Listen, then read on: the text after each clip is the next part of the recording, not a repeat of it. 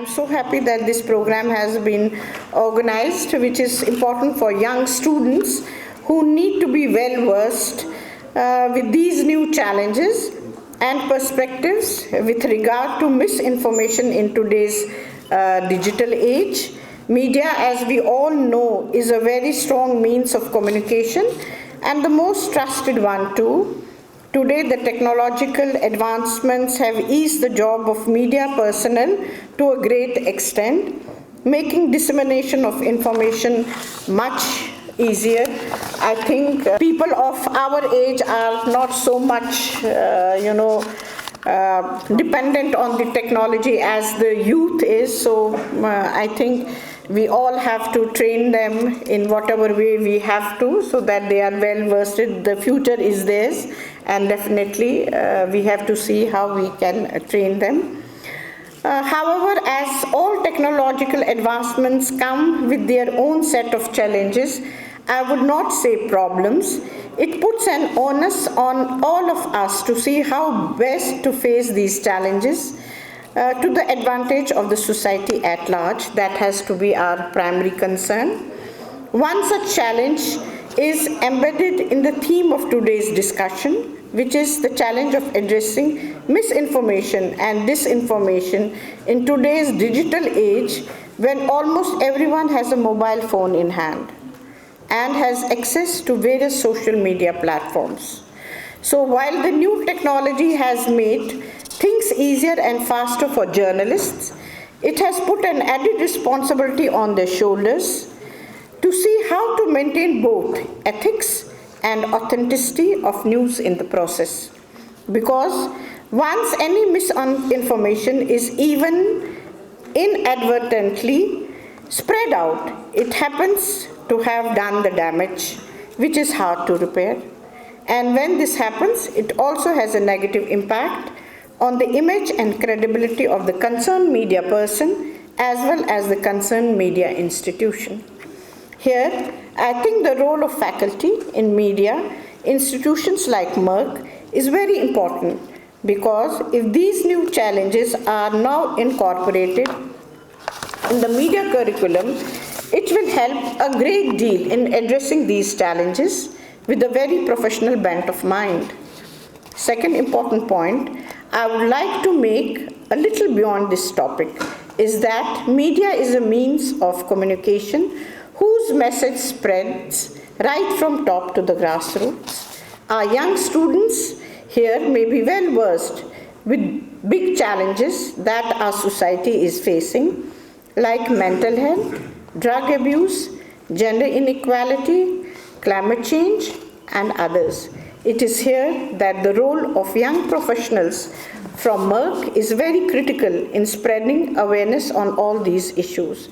I have been saying this quite often, that our law students and media students can play a great role in this endeavor because of their special focus on social and environmental issues. From the university side, as I already said, that MERC is one of the oldest and important departments on the campus. I would want more MERC students joining our extracurricular activities and lead from the front in raising awareness on social issues. Media students have lots of talent, and their role in our society is immense. And definitely the department, the university should train them for that so that they can contribute to the society. I have just named few social issues, but there are many more which they have to come up and take proper measures, how they can play their role. I think that's very important.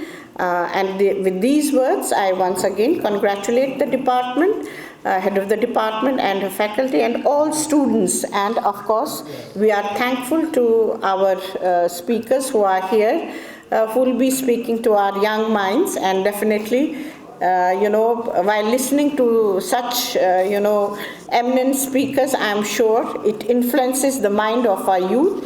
And definitely these types of interactions should be a continuous process of your department, and as I said, anything that the administration has to do, will definitely do it. And I'm so happy I can see some young girls this side, from that side.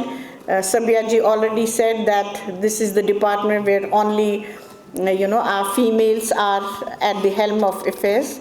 Good for change. Thank you.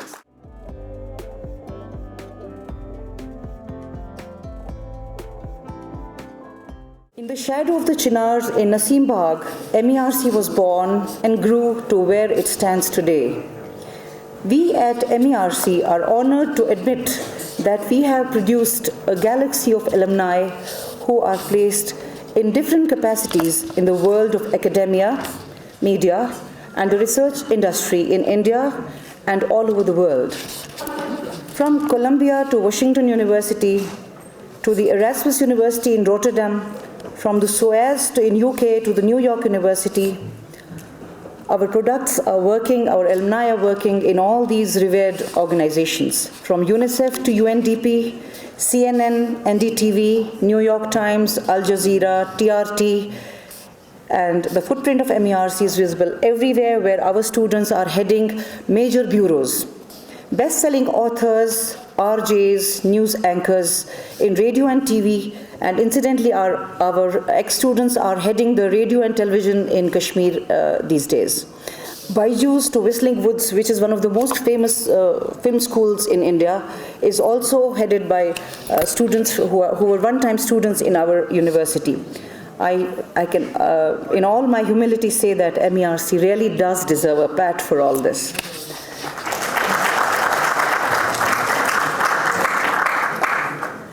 World-renowned coveted fellowships like Fulbright, Ford Foundation Fellowship, Commonwealth, Pulitzer, Charkha, and many more fellowships have been awarded to our students, and they have excelled after undergoing training programs in these under these programs.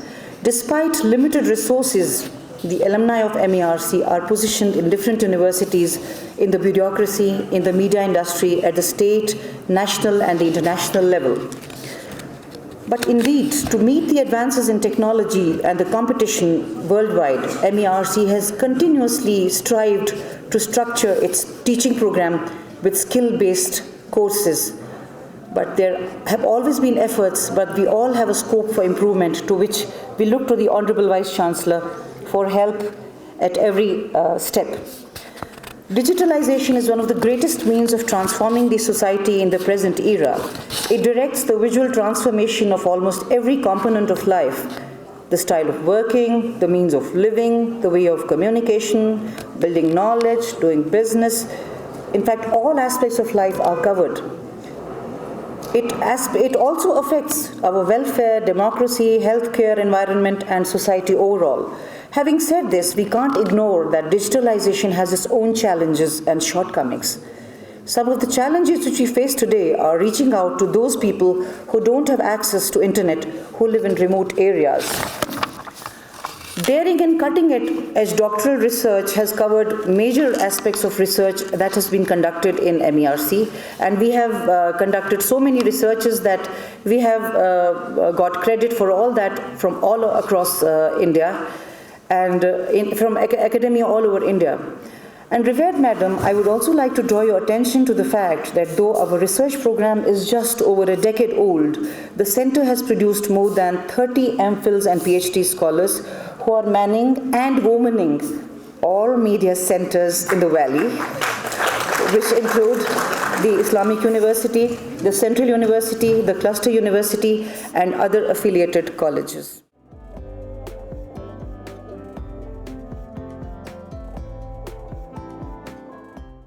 I would try to be brief because the topic it encompasses vast areas and aspects of fake news, misinformation, disinformation, and things like that.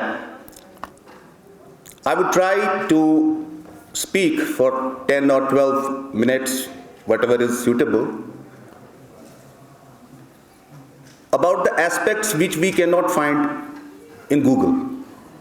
Because there is no fun standing in front of an audience and repeating the stuff which you can, in a jiffy find on your phone or on your browser. Speaking of misinformation, because my dear students are here, you might often hear two words which are used interchangeably: misinformation and disinformation. Misinformation is a false information which is spread intentionally or unintentionally.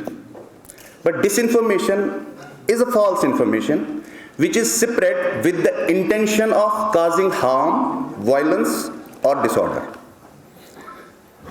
So that was one explanation. Another is, we sometimes tend to believe that this misinformation phenomenon is a recent one. It is not. It is a 400-year-old problem. In fact, maybe more than that. We read in history that Roman kings would mint special coins, and on those coins they would write some messages which would favor their narrative or their ideology.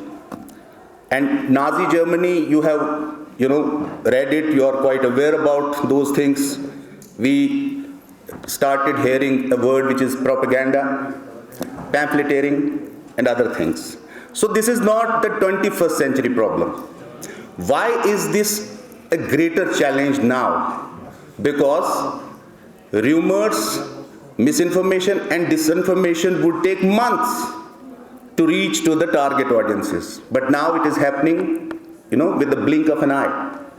In 1 second, you can spread information far and wide, wherever you want. In the United States of America, when there was a controversy regarding Trump's election, the American media coined a new term. The term was infodemic, which is pandemic. Like, they call this information crisis, this misinformation crisis, false news, fake news crisis as a pandemic. So it spreads. There is a plethora of, work which has been done about this misinformation thing, but you will hardly find any work which would suggest a solution. In fact, this misinformation and false news spread is going to get lot worse by 2030. But there are certain institutes, certain democratic institutes around the world which are working to innovate and improvise on the existing technology to at least make the social media users or internet users able to find the labels where they can find that this is a false information and this is a true information. But all the academics and theorists and media experts tell us that this cannot be cured. There is no permanent cure. वो Winston Churchill ने कहा था ना उस ज़माने में, when there was no internet, it was only TV and radio. And Winston Churchill was a strategist, he was a diplomat also, and a very good writer. He said that a lie will go around the world while the truth will get its pants on. Poza isvini booty chandan binyara nyabar. Apuzai samu dunya chand kede.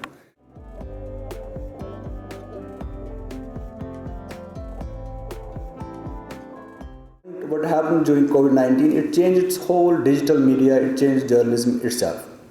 Completely, there has been total reverse of the journalism. Then first started the infodemic, the huge epidemic of misinformation, which they called it an infodemic. They said that we are not just fighting an epidemic, we are fighting an infodemic. Fake news spreads faster and more easily than this virus.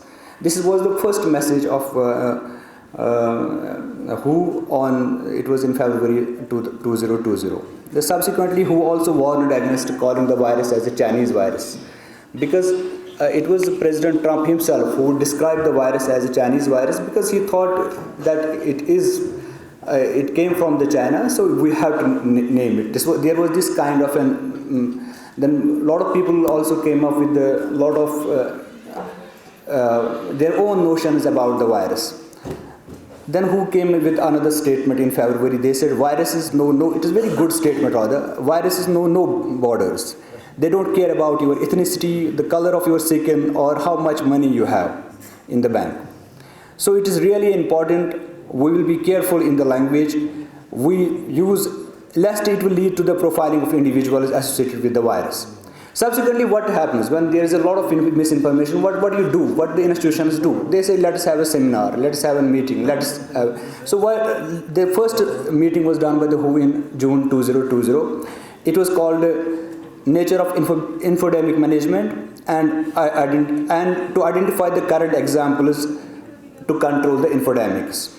Now there are courses like Global Infodemic Management. There are courses for health workers, for journalists as well. So a lot of courses are available. There are courses on fact checking. There are courses on data journalism. Journalism, as I said earlier, that journalism has itself changed. So those who are young, those who are in the journalism schools, they must opt for these courses, because the flow of information through news and social media has also changed. Anyone having a phone, having a social media account is a journalist now. You must be have to keep this fact in mind. He can, if he is able to disseminate the information, there are ways and means to do it. So how, I will give you a classic example of how the disinformation spread in India. What happened? Indian media usually in April, around April, after 2 months of the COVID-19, they said 30% of coronavirus cases were caused due to the congregation of a Tablighi Jamaat. So media called it a Tablighi virus, or they called it a Jihadi, Corona Jihad, or whatever. Then there's also a good interview of Noah Harari, which was carried by India Today in April 2020. He was very surprised by the misinformation or targeting of the minorities, and he said these are the times of the crisis, like where the democratic checks and balances are not go in times of the pandemic. He talked about how Spanish flu hit India hard. Then he also said that it is a time to have an empathy, it is a time to have a sympathy with the people. This was happening in this part. What was going on in the Muslim mind at that time?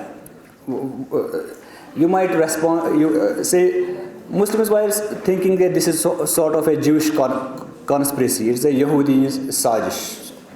So there were a lot of videos, YouTube videos, Facebook videos, which you see that they thought that there is a great conspiracy going on. The Jews are responsible for it, and they want to conquer the whole world. You can find these videos on YouTube. So they described it, and some also said this is Allah's wrath on China. And God has decided that because they are communists, so God has decided to make an example out of them. So there are articles about it in Harris, there are articles about it in health, articles about it. There is one good article which I would like to, it's a local perception of COVID-19 in Sindh province of Pakistan, political game or supernatural thing or Western conspiracy. It says that some interlocutors believe that COVID-19 is a Yahudi sajish to stop Muslims from going into the mosque. And there was other conspiracy as well, that Bill Gates is trying to implant a chip in people. There's also sort of a...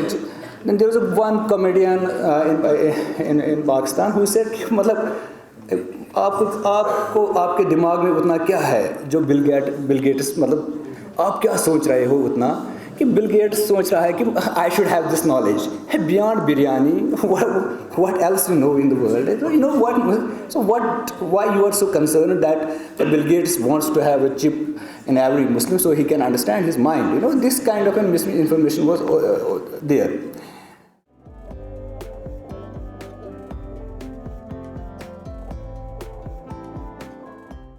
क्या वाकई ये कोई है बात कुछ misinformation?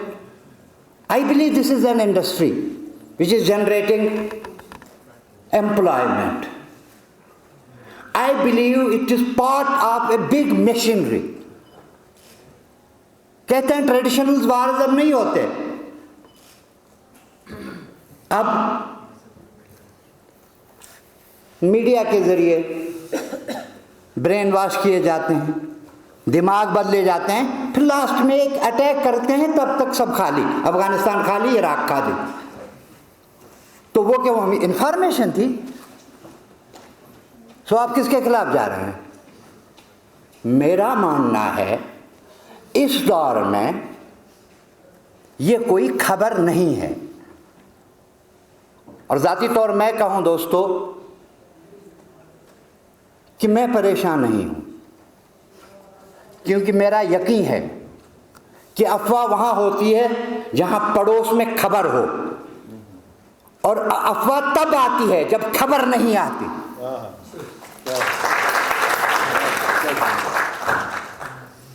Dish और miss इसमें कुछ नहीं है, ये जरूरत है।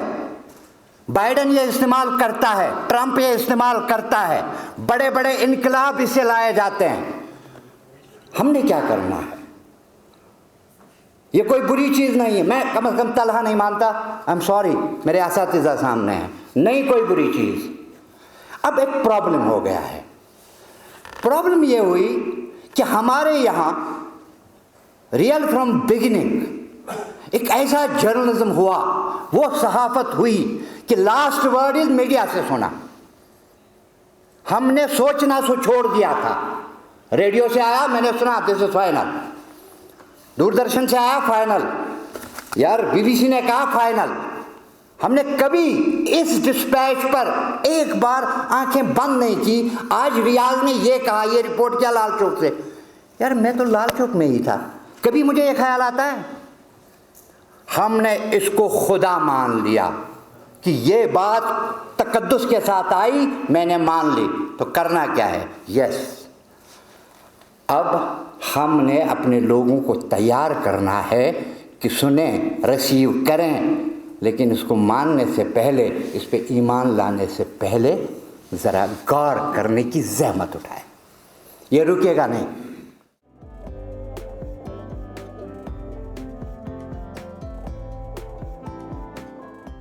My experience tells me that the concept of media, expression of media personalities or media persons, and to read that document or that paper or listen to that news as such will in turn sometimes help us positively and try to give us latest information about what the proceedings are or what has happened, but sometimes can be misleading also. That was pointed out in the beginning.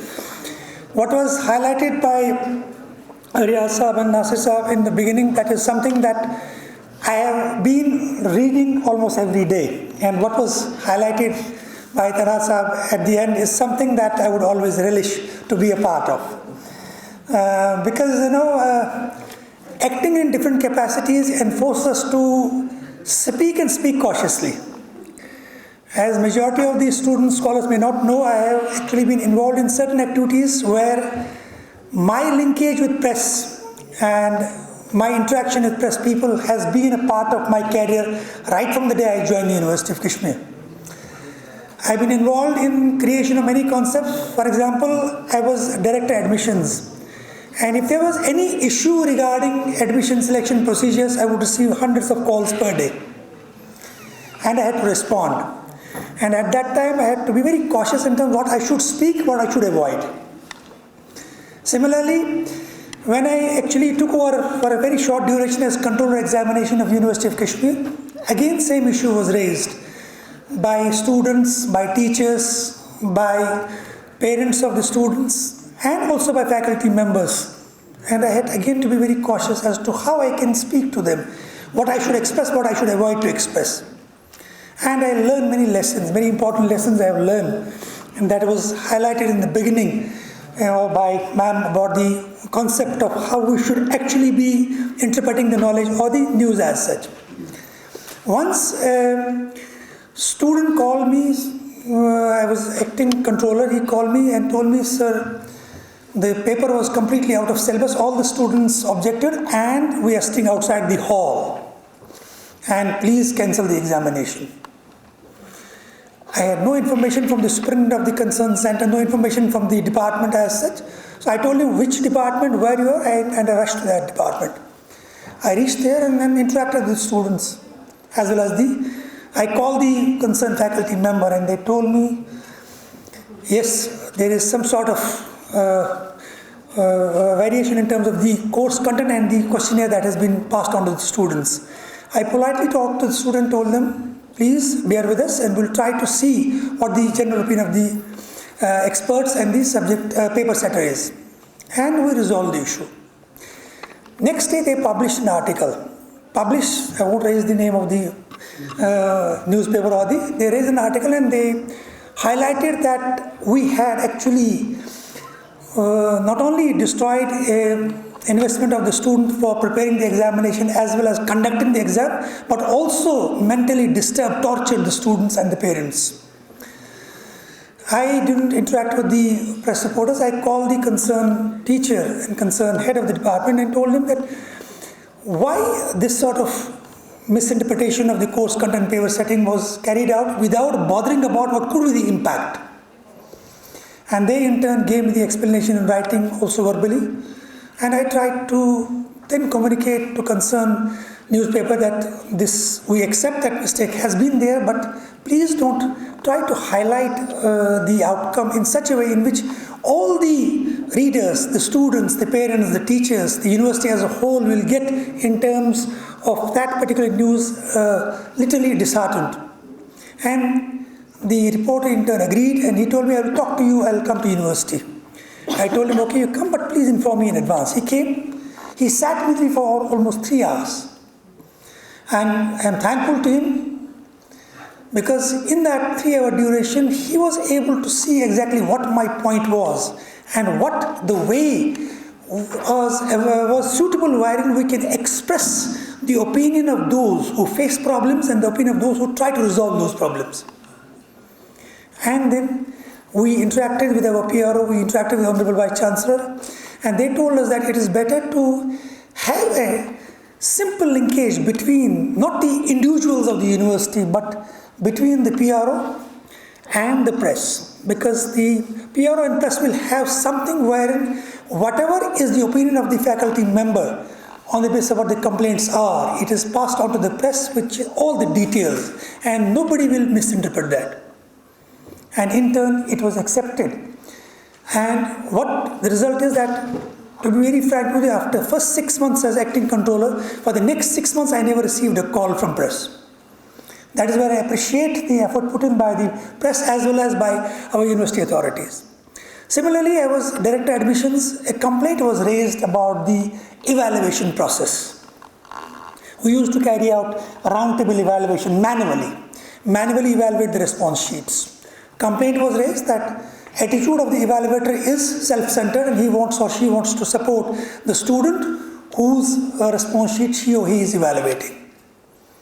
I discussed the issue with the Honorable Vice Chancellor and I told him I have a way out and I will go to Delhi and I will go to certain press where see what can be the way where we can be able to not only produce those response sheets which can be scanned, but also a copy of that, carbonless copy of that response sheet will be allotted to the student at the end of the entrance timing schedule.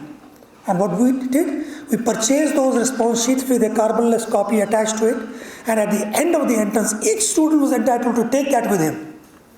And in the evening, we used to upload the key on the university portal and they would compare what is the carbonless copy showing and what would be the result of that particular student. Again, within a span of one entrance test, not even a single complaint was raised, and we got support from the press also that student has a copy what he has done and he can never challenge it. It shows that sometimes press can quote suggestions and we in turn can use those suggestions properly to see how we can achieve the goals where nobody will raise a question.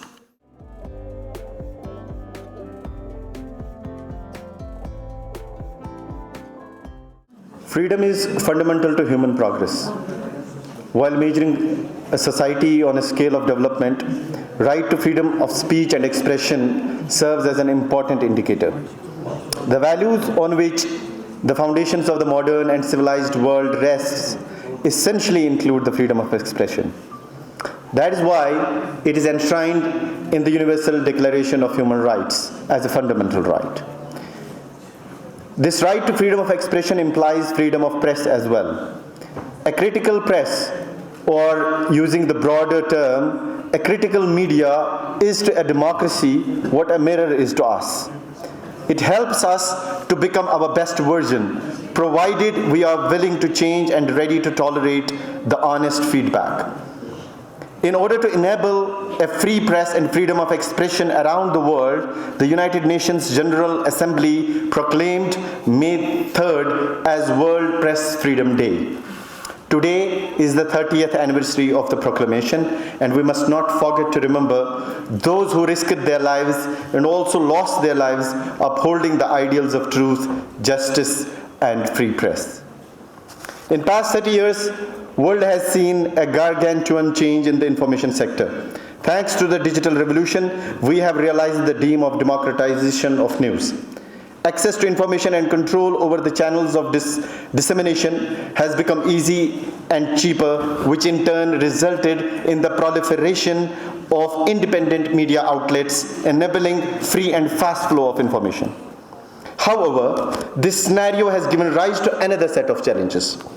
With the increased pace in the information flow and wider mass-level participation in the process of gathering and sharing of information, instances of fake news, promoting selective facts and misinformation also increased manifold. A soft war ensued in which internet-enabled platforms became new battlefields. To quote from the concept note of this year's UNESCO theme for May 3, proliferation of disinformation and misinformation online and offline has a serious impact on the institutions underpinning democracy, the rule of law, and human rights. Hate speech and online harms that disregard international standards pose new threats to freedom of expression and the fundamental role of human rights. It is exactly to counter these critical situations and threats that press freedom, safety of journalists, and access to information take center stage. Although the circulation of misinformation is not an entirely new phenomenon, it has been around for centuries in various forms.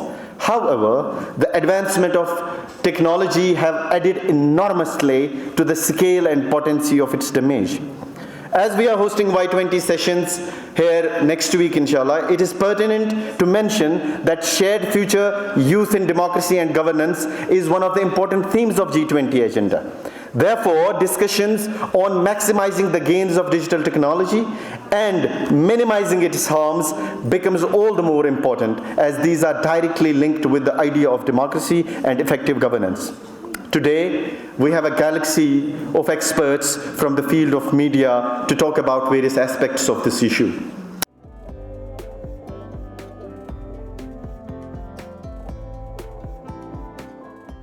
Dignitaries and esteemed guests, ladies and gentlemen, students and scholars, as we wrap up this insightful event on misinformation in the digital age, I would like to take a moment to reflect on the significance of this occasion. Today is World Press Freedom Day, a day that reminds us of the crucial role that a free press plays in a democratic society. It also serves as a reminder of the challenges that our journalists and media professionals face in the digital age, where misinformation and fake news are literally spreading like wildfire. As such, in this context, the theme of this event was essentially apt. As we heard from our august speakers, the explosion of misinformation in the digital age poses a grave threat to our democratic values and to our ability to make informed decisions. However, as they also pointed out, it is never too late to turn the tide. By promoting media literacy, critical thinking, and responsible journalism, we can work together to combat the spread of misinformation and uphold the true spirit of press freedom. All the three speakers added a sparkling value to the event. Thank you so much.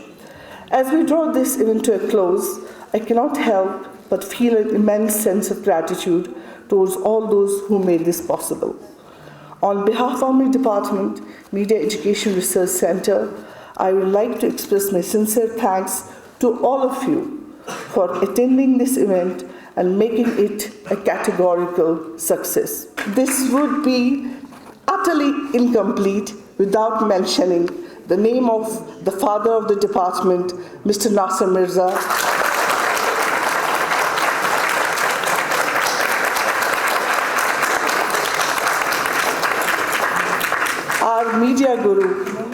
Our media guru for nurturing all of us. We are all his students.